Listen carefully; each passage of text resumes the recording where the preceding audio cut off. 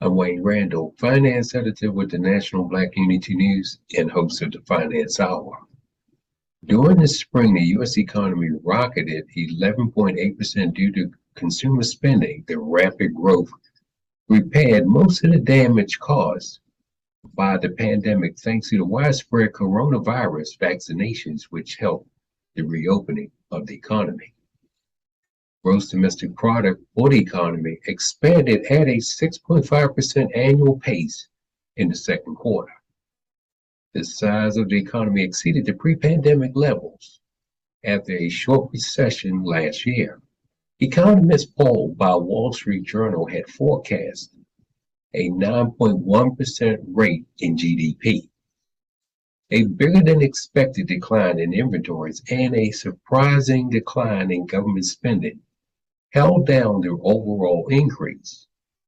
The U.S. also grew 6.3% in the first quarter. The surge in the growth in the spring gave the economy plenty of momentum heading into the third quarter. But the GDP is mostly a look in the rearview mirror. It tells us where the economy has been, but not where we're going. Stay tuned.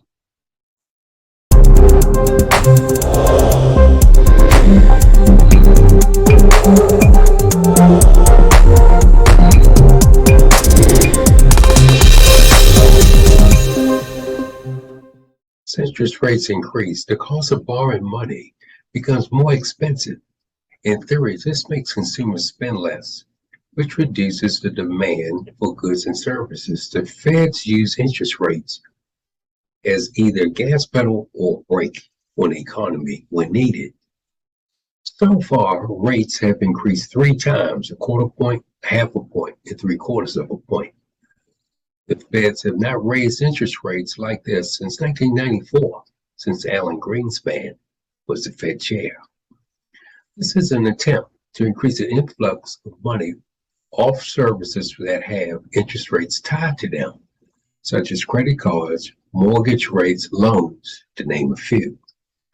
There's not much in the Fed's arsenal but the ability to raise interest rates, which help control inflation.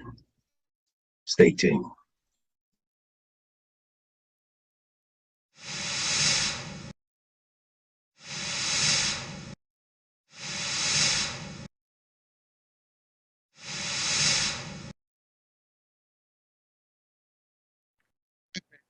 I'm turning to Fran Allen in North Carolina.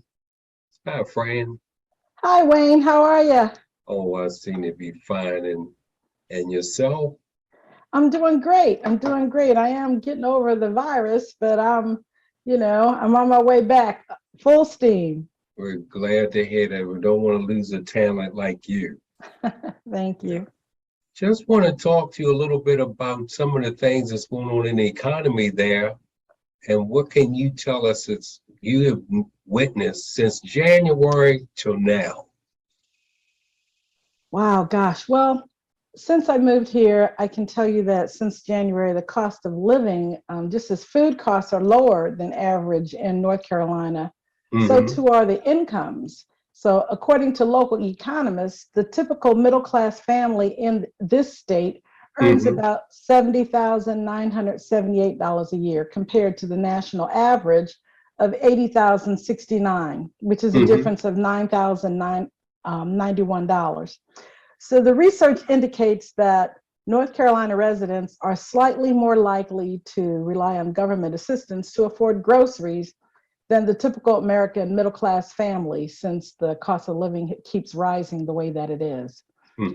With respect to food, grocery prices hold pretty steady across North Carolina. The most expensive groceries in the state appear to be in Chapel Hill, and even then, they're only paying about 2% more than the national average. The one exception is in Raleigh, where surveys show groceries cost about 12% less than the state average. But I have a personal strategy that works for me to keep food costs down. I buy paper and cleaning products at my local discount store, which happens to be a Family Dollar right around the corner. And I always save there. I also watch who has what on sale at the grocery stores that are close to me, which happen to be Food Lion and Harris Teeter. And I always use the store discount cards and buy the store brands to maximize my savings whenever possible. My grocery bill has actually gone down by using the store brands instead of the expensive name brands. And finally, if it isn't offered at a reduced price, if it isn't on sale, I simply don't buy it.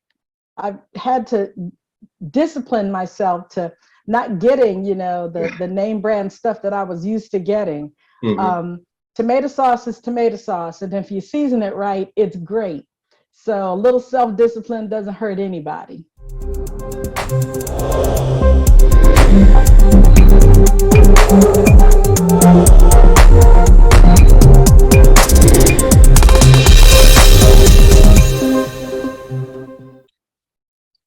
Now, with respect to the gas, in January of this year, North Carolina gas prices were averaging, about $3.05 a gallon.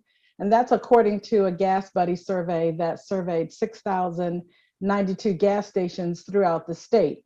But as of yesterday, July 20th, gas prices continue to fall as the summer driving season reaches its peak, with the national average now is about $4.47 or so.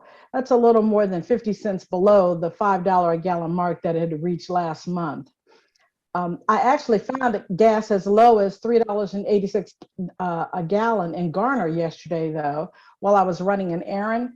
And of course, I stopped and filled up. So the key for me is pay attention or pay more. Yes. Back to you, Wayne. Oh, thank you. See, you heard that from Fran Allen, and see, she's a very astute woman and she's up on what's going on in the economy.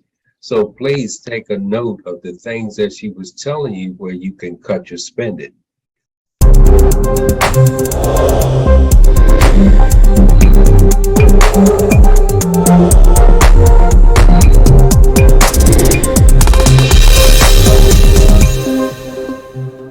The information provided in this video was to guide you in your decision making in these unprecedented times.